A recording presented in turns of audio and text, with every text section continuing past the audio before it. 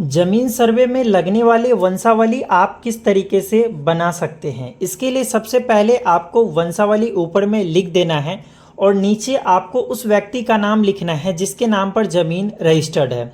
मान लेते हैं कि एक व्यक्ति है जिसका नाम पर ज़मीन है मोहन के नाम से, ये जो ज़मीन है वो है, तो यहाँ पर हम मोहन यादव लिख दिए। ठीक है, जो भी नाम है वो नाम आपको लिख देना है, जिसके नाम पर ज़मीन है उसका नाम लिखना है सबसे पहले और उसी से शुरुआत करना है।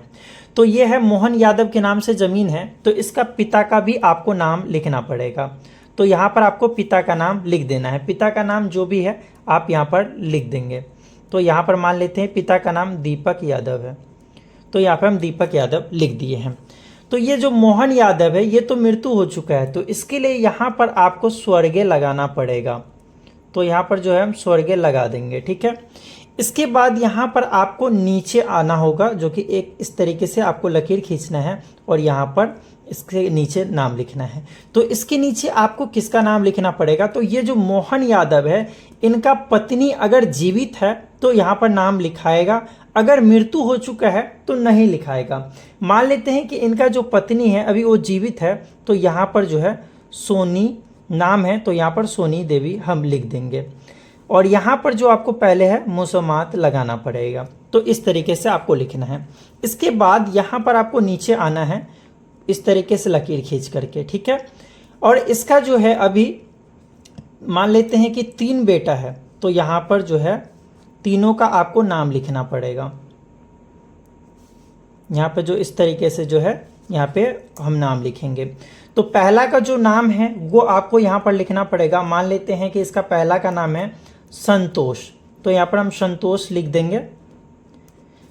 दूसरा का नाम है यहाँ पर हम मान लेते हैं कि अजय नाम है। ठीक है, तो यहाँ पर हम अजय लिख दिए हैं। और यहाँ पर जो है तीसरा का नाम यहाँ पर हम लिखेंगे, तो इस तरीके से जो है आपको लिखना पड़ेगा। और यहाँ पर अगर मान लेते हैं इनका बेटी भी है तो बेटी का भी नाम यहाँ से आपको लिखना पड़ेगा। जो भी बेटी का नाम है यहाँ पर आपको लिख देना है। तो मान लेते हैं कि रानी देवी या कुमारी जो भी हो आपको लिख देना है। ठीक है, तो इस तरीके से जो है आपको नाम लिखना पड़ेगा। इसके बाद भी अगर ये जो हम नाम लिखे हैं नीचे, ये अगर इनमें से किसी का भी डेथ हो गया हो तो इसके नीचे आएगा।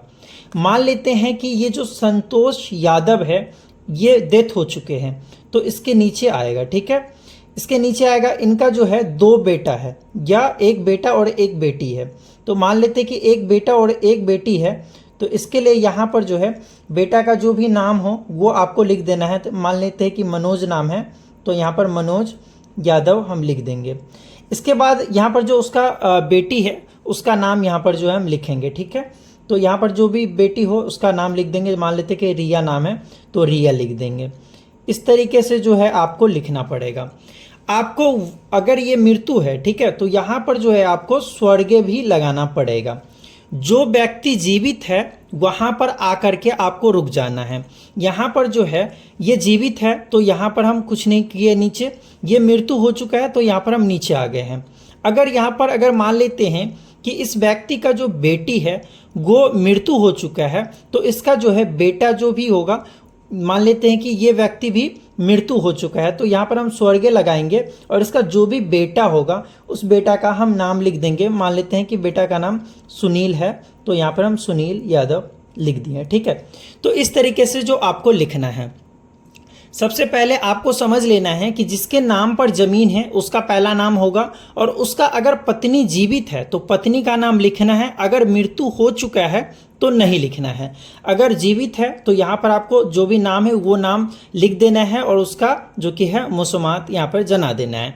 उसके बाद उसका जो बेटा और बेटी है नीचे उसका लिखना है, वो लिखना है और उसके बाद जो है उसको लिख करके, और उसके बाद अगर कोई मृत्यु नहीं है तो नीचे नहीं आना है, अगर मृत्यु है तो नीचे आना है। इस तरीके से जो है आपको वंशावली बना लेना है। ऐसे अगर वंशावली आप बना करके देते हैं तो ज़मीन सर्वे में रिजेक्ट नहीं होगा। कई लोग क्या करेंगे कि बेटी का नाम छुपा देंगे, तो ऐसे में जो है अगर आप बेटी का नाम छुपा देते हैं, बेटी हो या बहन हो, इस स्थिति में जो अगर आप नाम छुपाते हैं तो ज़मीन का जो सर्वे जब वेरीफाई किया जाएगा वहाँ पर आपका ये वंशावली नहीं चलेगा, आपको रिजेक्ट करके आपको दोबारा मांगा जाएगा कि आप फिर से वंशावली बना कर दें। तो आप सही तरीके से बनाएं और सभी लोगों का नाम दर्शाए, किसी भी व्यक्ति का नाम नहीं छुपाए। तो इस तरीके से जो है जमीन सर्वे में आप वंशावली बना करके दे सकते हैं। तो वीडियो पसंद आए तो वीडियो को लाइक कीजिए और कमेंट सेक्शन में बताइएगा कि आपको ये वीडियो कैसा लगा। अगर अभी भी आपको कोई भी दिक्कत आ रहा है तो कमेंट सेक्शन में लिख करके हमसे पूछ सकते हैं। तो पेज को जरूर फॉलो करें।